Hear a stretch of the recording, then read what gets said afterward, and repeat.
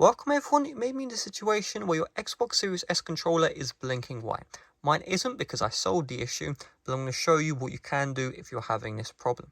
So the reason why it's blinking white is because it isn't connected to any Xbox console. So you can actually connect your Xbox Series S controller to the Xbox Series S, even the Xbox One, or even your iPhone or your iPad or your Android phone or tablet, right? And so it doesn't matter what you're trying to connect it to. What you're going to have to do is you're going to have to put one of your devices into pairing mode. So let's say I want to have the Xbox controller connected to the Xbox Series S console. You're going to see at the front where the Xbox logo is. At the bottom, there is this button. Click on this button here. And now the actual Xbox Series S will start blinking white. And then what you do is on the controller itself, give it a couple of seconds. If the white issue is solved and there's no blinking here, no blinking here, then you're good to go. If it isn't solved, at the top there is this button here. Long press until it starts blinking even faster than what it currently is. And you can see just like that, the blinking has stopped on the Xbox Series S controller and the blinking has stopped on the console itself. And once this happens, that means you have successfully connected the controller to your Xbox Series S console.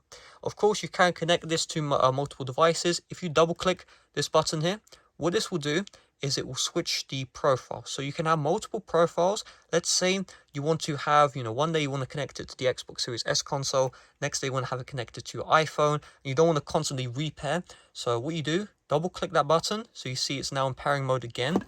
And then you just get, another device, pair it to that other device.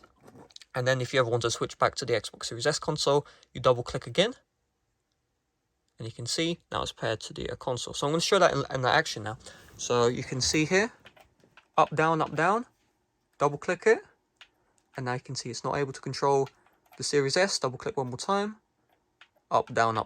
So it would have been better off if I actually had, after the double click, I paired this to the, an iPhone, something like that. But I can pair this to an iPhone, control the iPhone, let's say for Minecraft, something like that, on the go, and then double click again, and then control the actual console itself. So that's a little tip and trick. You don't see that very frequently on YouTube, but now you know.